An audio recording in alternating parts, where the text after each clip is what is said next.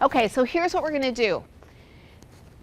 At least half of what we talk about today is going to be about you. Because you as the parent are key in helping your child with their own mental health. We're going to talk about how to regulate yourself so that you can then help calm your child. And then we're going to talk about not only calming your child, but tuning into them. And then the last two things, how do you still have expectations? And then what do you do if things blow up? How do you repair that? So that's hopefully all the things we're going to get to today. So here's why we're going to talk about mental health. A survey that was done by the Pew Research Center, this is what parents say they are most concerned about. You can see here that over 3/4 of our parents are worried about their kids struggling with anxiety and depression. So you probably know this. If you're here, you probably are experiencing this in your own homes. And then if you go down that list, you see they worry about their kids being bullied at school. They're worried about their child being kidnapped or abducted, and it goes right down the list, okay? So that's really why we thought we need to help address this in the district, because we are seeing kids that come to school with a lot of anxiety and depression. Something that might be interesting is that during COVID, we saw in Nebraska, the rate of anxiety and depression among the adults that live in Nebraska quadrupled. Normally it's around 8%. It went up to 32% during that time. You're nodding. Did you experience some of that? Yes. I mean, it was a really stressful time, and it was experienced as a community disruption or a trauma to our community. So when we have adults that have that much more anxiety and depression, it naturally will trickle down to our kids. So we're still dealing with that today. This is a continuum of what mental health looks like. And I want you to see mental health as a continuum. You can have your mental health fluctuate within a day. So on one end, the green end, we have excelling. And you can see under there that it means I'm in my flow. I got it covered. I know what I'm doing. I'm feeling really good about myself. Most of us get there only when we're at that self-actualization place, maybe on your wedding day, maybe when you have a baby. Most of us hopefully are in the thriving area. And there the phrase is, I got this. I can handle this. I've got it figured out. But sometimes things happen, and it could be loss of a pet, loss of a marriage. Those are, I know, really different things, but for kids, loss of a pet is a big deal. For a lot of us, loss of a marriage is a big deal. So when that happens, when something happens in our lives, it could even be your kid goes away to college. You can feel like something isn't right. I'm not handling this really well. When we get to struggling, when that issue that happens here to cause you to feel like something isn't right, if it persists over time, it can lead you to start feeling like, I can't keep this up. I'm really struggling. It's going on too long now. It's too much for me. That's the point where you probably need to get some outside professional help. So the thing to remember is you can feel on a Wednesday morning like, I got this. You can dip down to something isn't right, even to I can't keep this up. And you can go back to I got this. And if you have middle schoolers and high schoolers, they're doing that within a day all the time. They're going from one end to the other and back, right? So that's a real common thing to happen with kids, but we also have our own mental health struggles within that. So we start at the beginning, and I really want you to understand where the roots of anxiety and stress come from. And one of the things we look at is your early attachment. Now, why do we do that? Because if you have a secure attachment, you're going to be pretty okay. You're going to be able to get through those hard times. But if you have an insecure attachment, we call that developmental trauma. So there's really two different kinds of trauma. There's developmental trauma, and then there's traumatic things that can happen to you in the course of your life. And you sometimes may wonder why is this person handling that trauma better than maybe I'm handling it? It could be related to that developmental trauma. And then your stress response will come out. So this is where we're going to talk about you. So we're going to start at the very beginning, and we're going to talk about what happens when babies are born. When a baby is born, they have a need. You can see that at the top, right? And their need is they're hungry.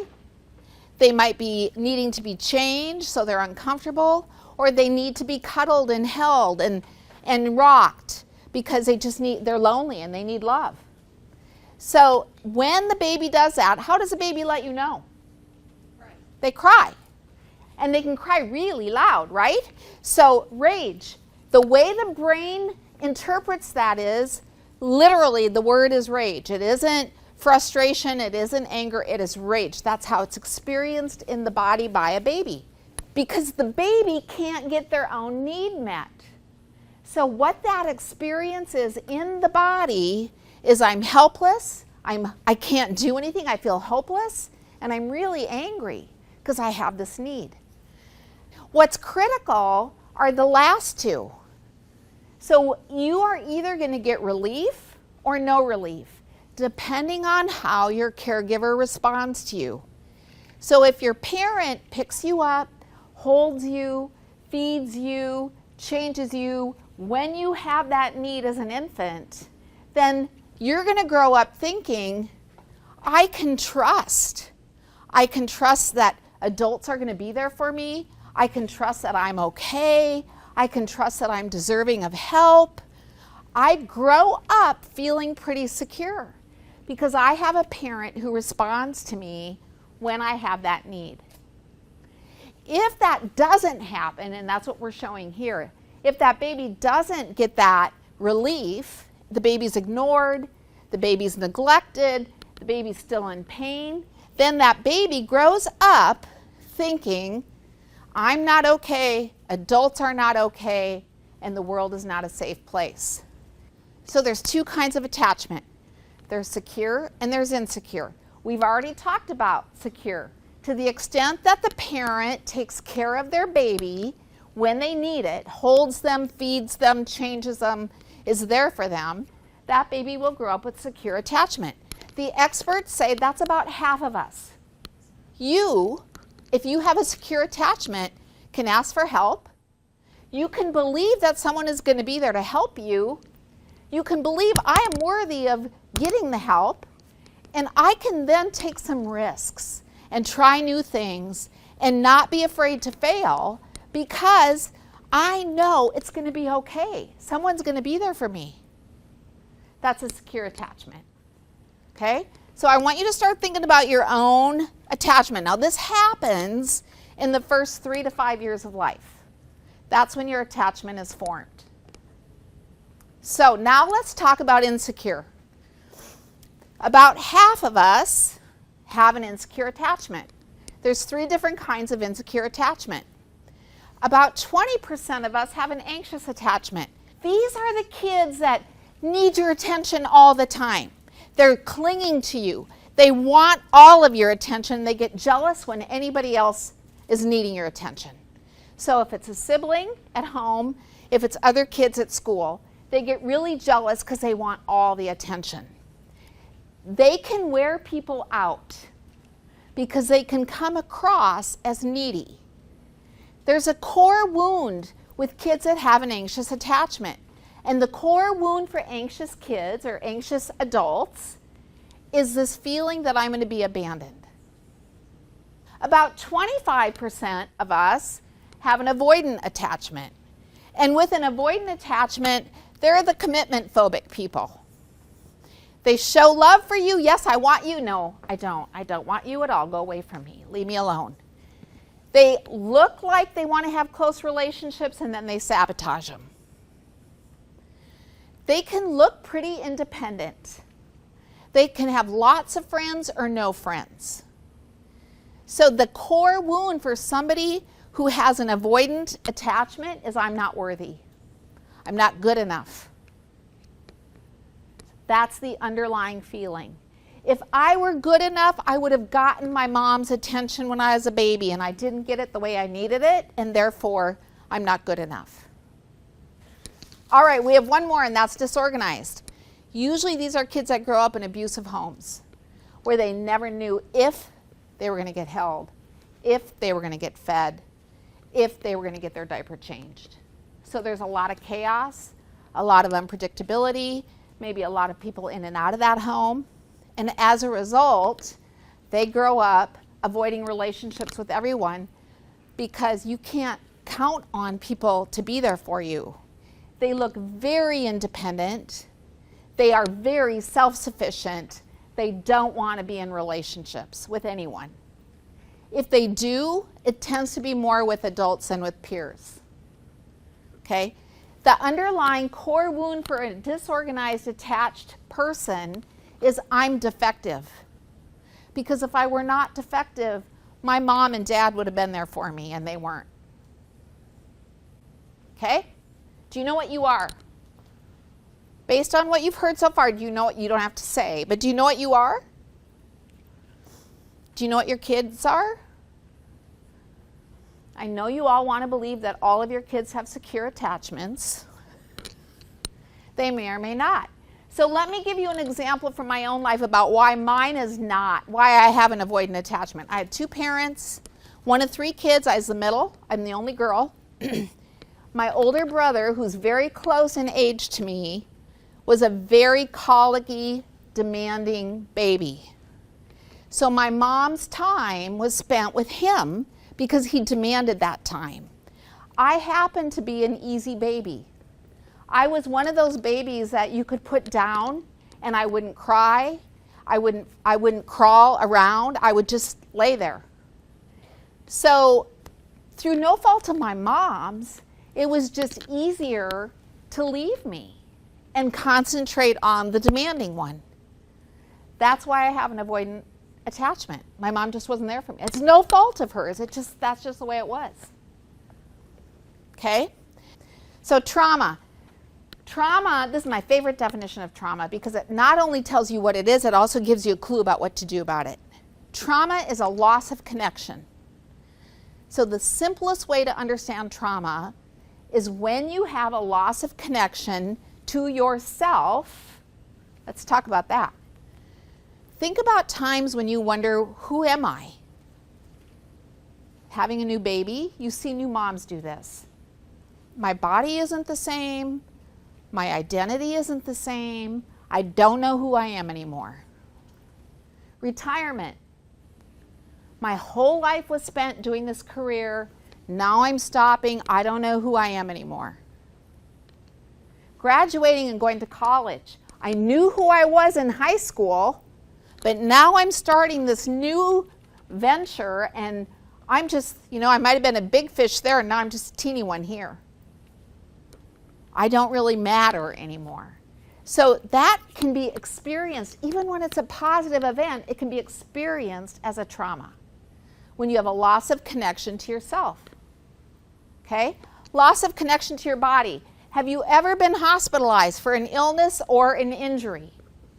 So when you have something like that incapacitates you in some way, it can be experienced as a trauma because you no longer have a connection to your own body.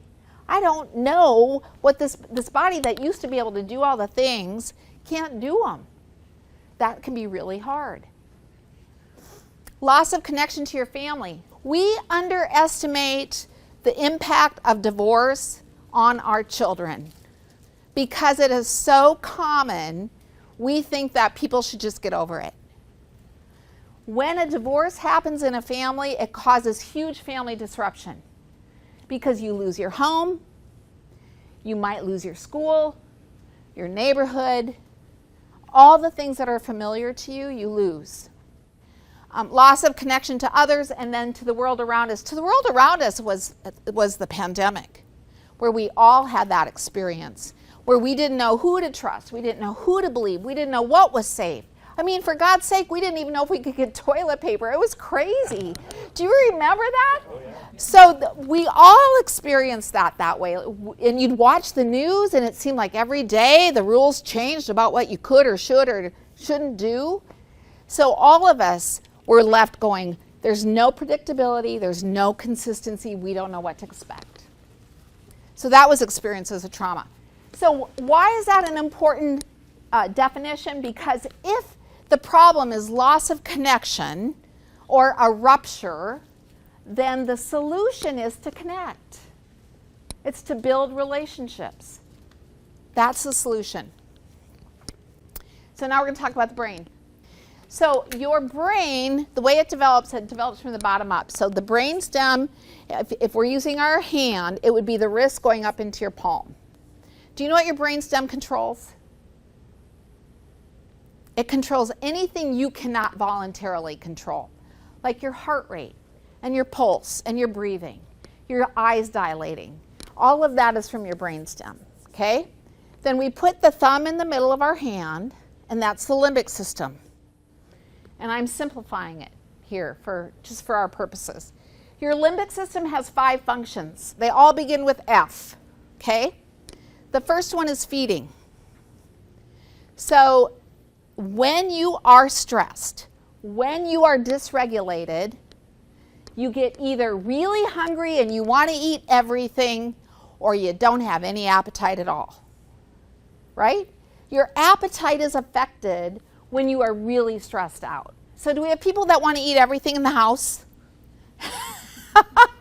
Do we have people who lose their appetites? Yeah, okay. That's your limbic system. It's activated. So feeding is the first one, okay? The second one is fighting. So your emotions are in your limbic system. So it's not just the negative emotions like fighting, it's all your emotions. But for our purposes, we're going to call that fighting. So we have some people that when they get really upset, they want to argue, yell. Others want to run away. We're going to talk about that in a minute. But that's all located in the limbic system. So the first one was feeding. The second is fighting. The third one is forgetting. So memory is in your limbic system. So if you feel like you're telling your kids to put their shoes away 10 times and they're still not doing it, you have to ask yourself, are they really not paying attention, or is it that they're so stressed out they're not hearing me? It's not registering. And teachers they know this a lot with kids, where they feel like they're repeating the same thing over and over and over again. Sometimes the teacher will feel like, I've just read the instructions, the kids are all looking at me, paying attention. One in particular that I worry about is watching me. I really think I have this kid with me, and at the end, the kid will go, wait, what? And we get frustrated with that. But it's really that it's not working. They're too dysregulated, so they can't remember. Okay?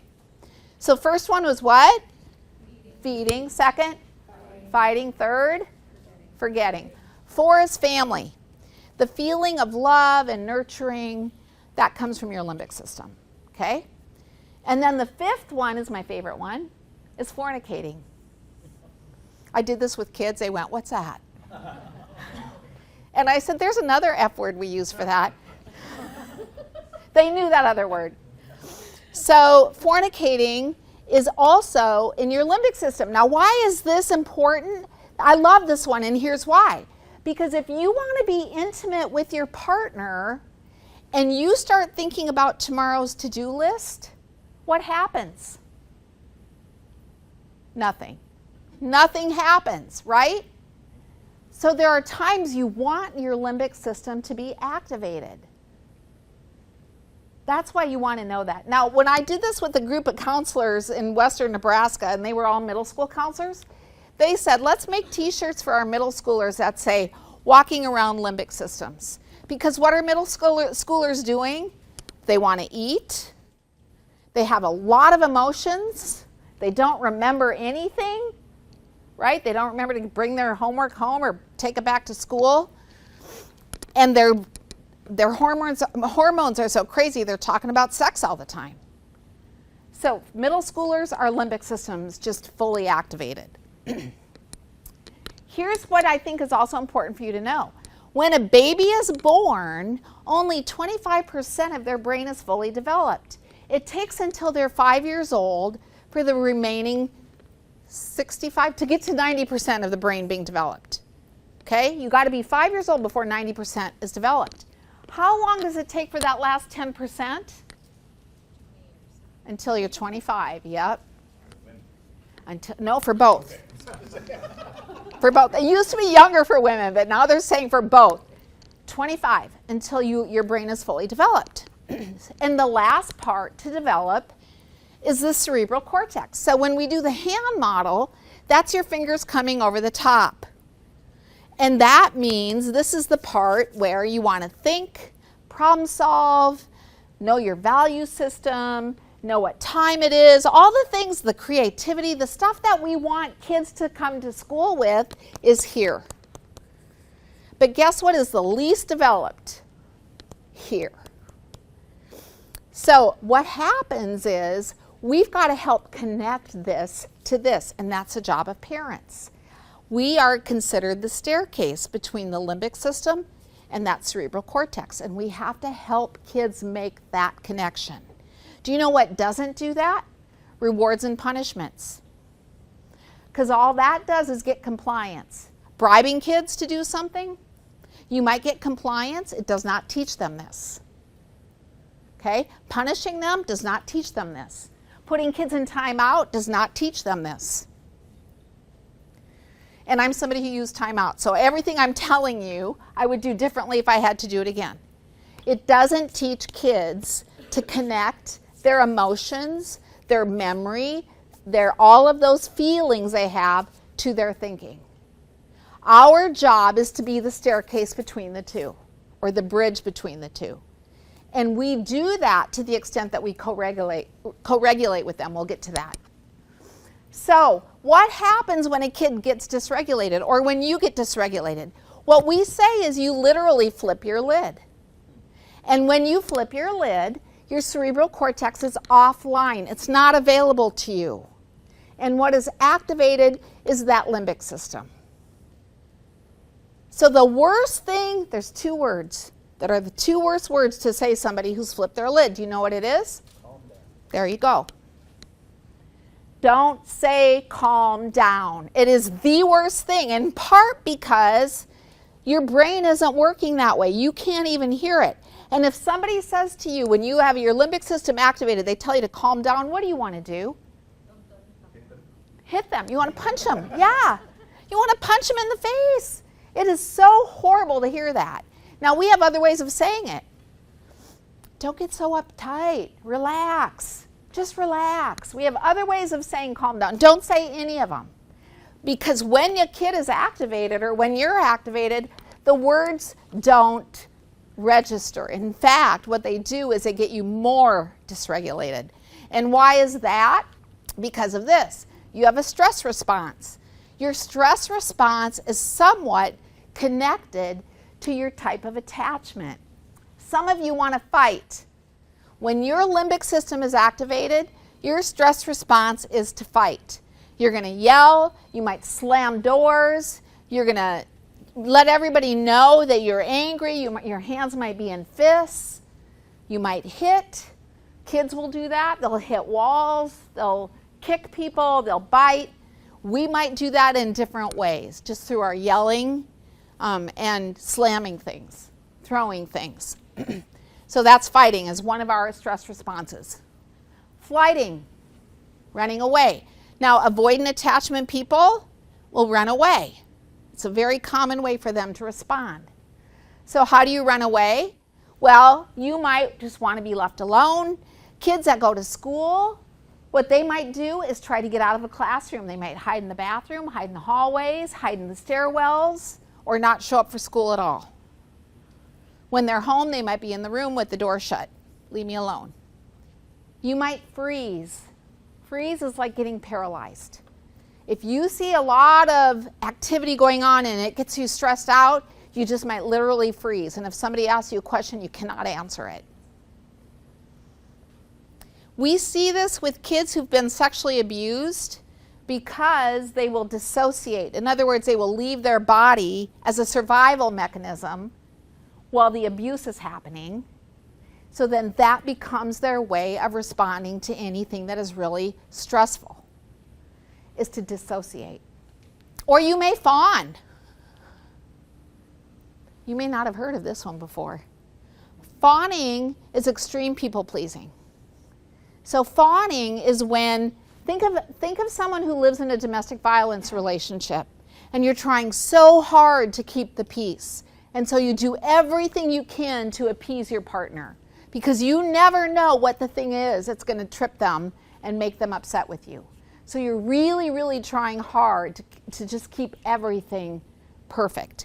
It might be domestic violence, it might be alcoholism, but if you live in a home like that, you learn that fawning is the way to keep things really calm, hopefully. Okay? And I heard a new one, it's not up here. I just heard a new one that some people could be a fixer. That their natural stress response is to try to fix the other person. And I'd never heard that one before, but it sure made some sense to me.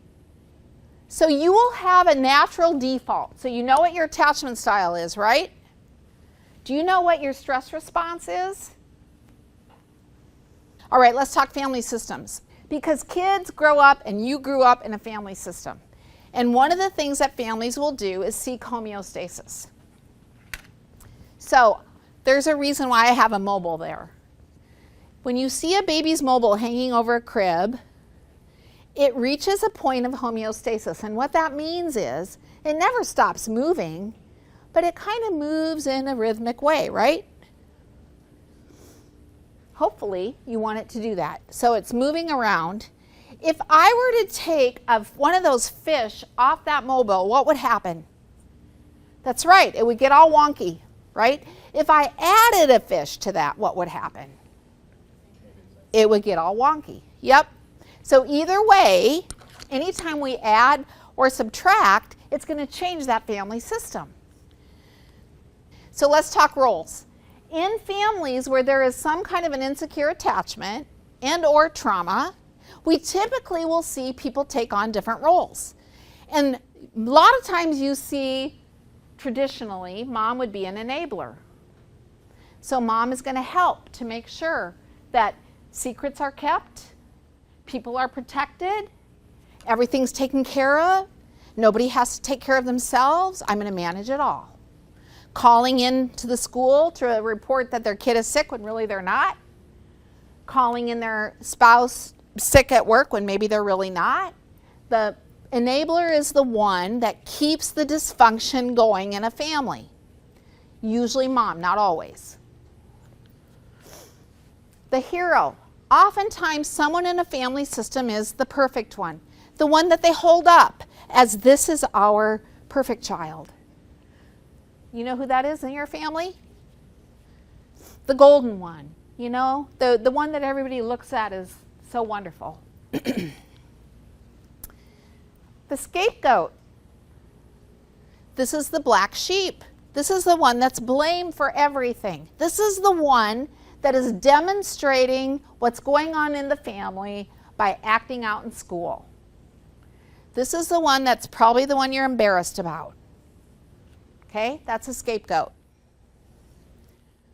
I'm hoping you're thinking about your own growing up family, not your current family. The lost child is the invisible one. They hide.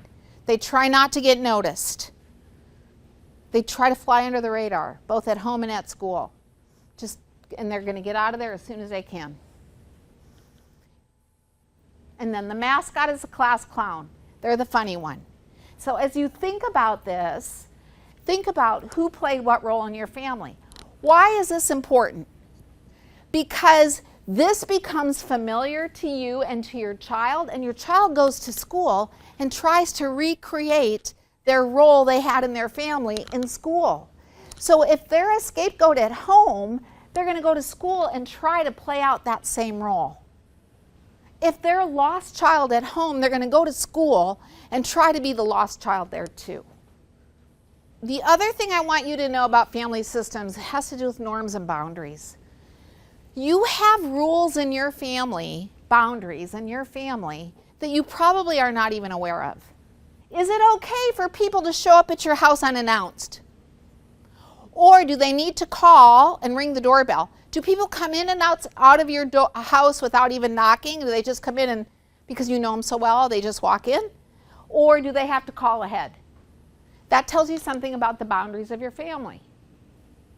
We have a lot of those that we never think about. And so think about that when your kid goes to school.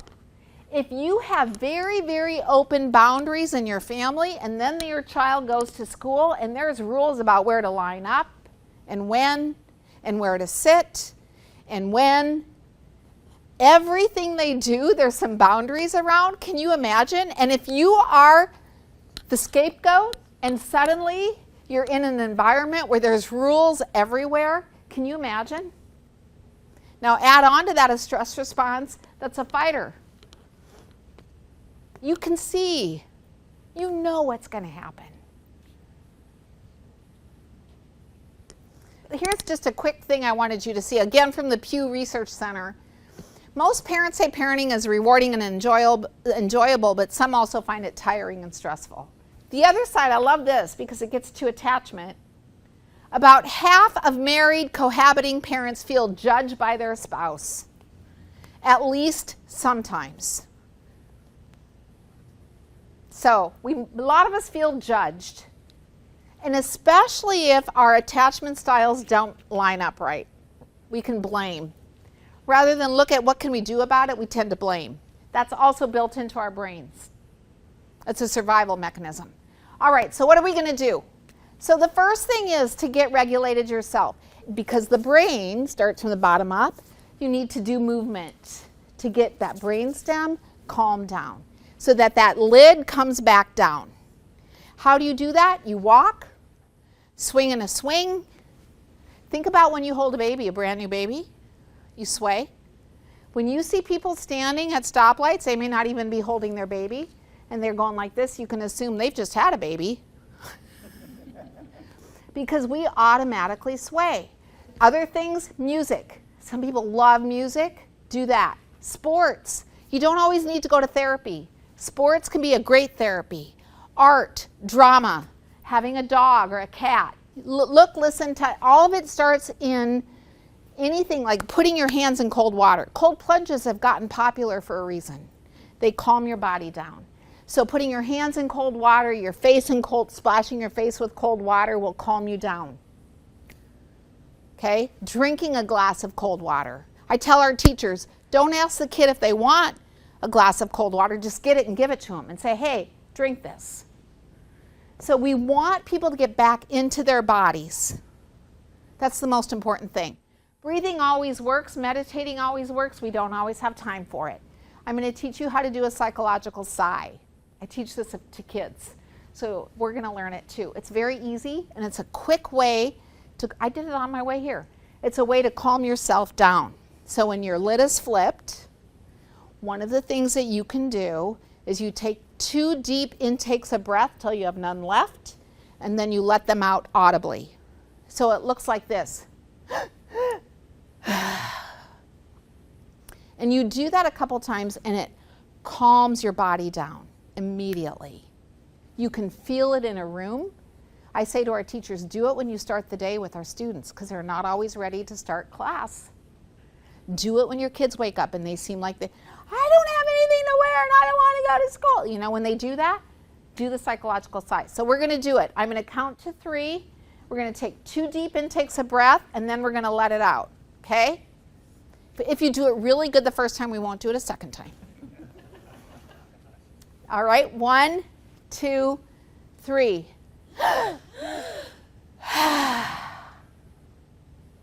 Can you feel it? So you want to calm your body. Then tune into your child. So if you're dysregulated and your kid's dysregulated, the first thing to do is pause. Take a break. Don't do it. Don't say anything. It's probably going to be the hardest thing for parents. Don't say anything. Take a break. And then help your child regulate. Kids don't know how to regulate on their own. So you might need to say, let's go for a walk, and you walk with them. Let's go sit in your room, and you sit with them. That's where I don't believe in timeout. You sit with them. Okay? So you do things with your child to help them regulate. When they get older and they learn how to regulate, then you might need to remind them, use your regulation strategy that works. And for everybody, it's different. For me, it was playing piano. So you're going to find the thing as when you're for yourself, but also for your child. And so it'd be good for my mom to have said to me, Deb, go play the piano. That's all it took for me. So you need to find ways to help your child regulate, and don't assume they know how to do it on their own. So some of those things, we just have them do the psychological sigh. You can have them put their hands in cold water. All those things we talked about, you can do with your child. And then listen with their whole body. Really, kids want their experience acknowledged. So we tend to be fixers, all of us. So when we're trying to show empathy, we have a tendency to say, I know that was really hard. That part's really good. But what if you tried, that part's not.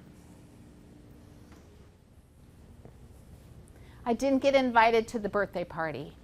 I'm so sorry, that must have really hurt. But you got invited to Joni's birthday party. Okay, what did you just do?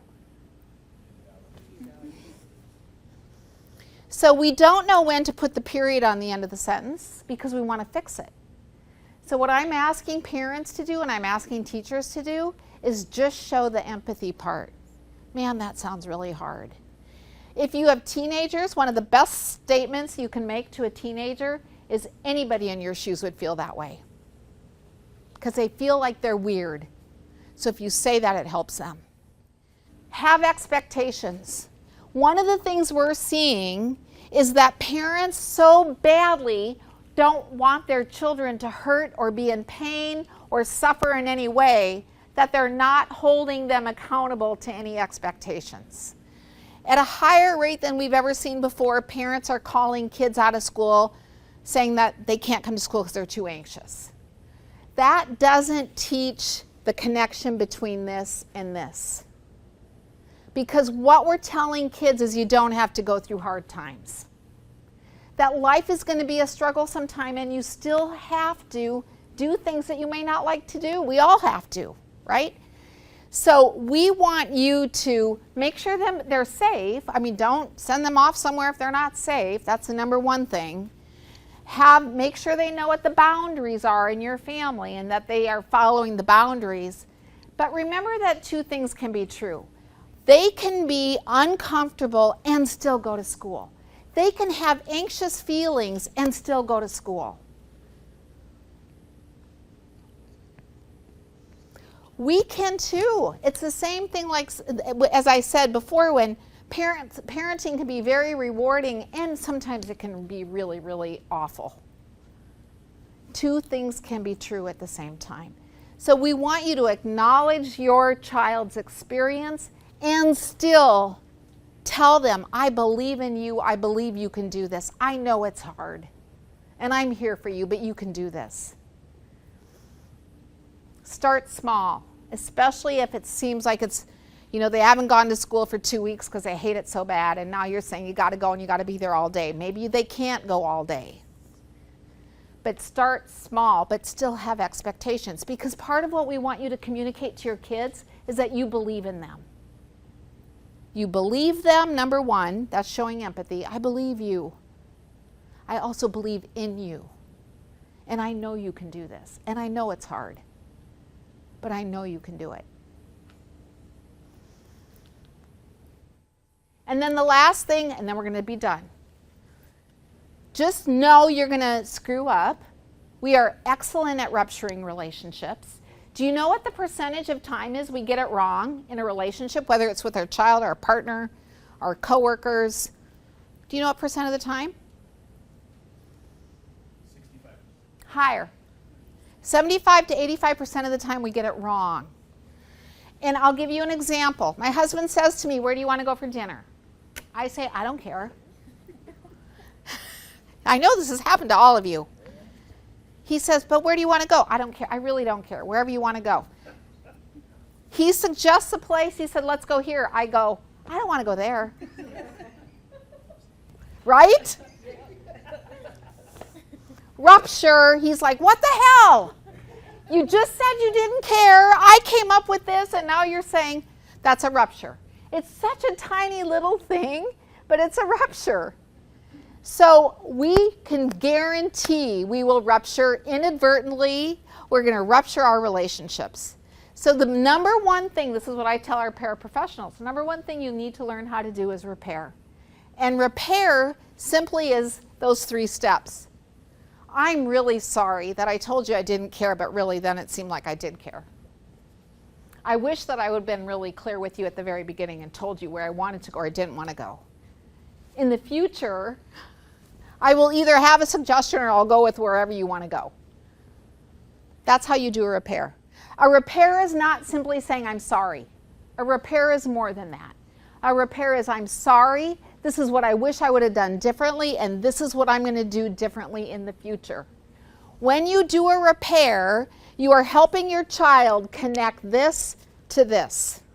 That's how they're learning self-awareness, self-management, how to regulate their emotions, all the things you want them to be able to do is every time you help them do that. And one of the most important ways to do that is to apologize to your kid when you've messed up and tell them what you would do differently. That's how you do a repair. The other thing I want you to know about this is it's never too late. My daughter is 43. I was not around a lot when she was a kid. I was getting a doctorate and I was working. And I said to her, not long, it was within the last year, I went to my daughter and I said, Melanie, I was not the mom I wish I would have been when you were younger. And I am so sorry that I wasn't here for you. And what I want to do going forward is I want to make you a priority, not work. And I want to spend more time with you. I am so sorry I wasn't here. That's a repair. It's not too late. It made a difference between us. And you can do that. You can do that with your parents, with your kids, with your spouse. It's never too late. All right, if you want more help, talk to your school counselor, social worker, behavior coach, or psychologist at your child's school. You can reach out to me if you need help finding a mental health therapist, because I can help you with that. Now, what I have on here is Nebraska Network of Care. It's a website. You can do a search on there. You can even search by zip code if you're looking for a therapist. It's just Nebraska Network of Care is what it's called. And the last thing is, I just want you to leave here with hope.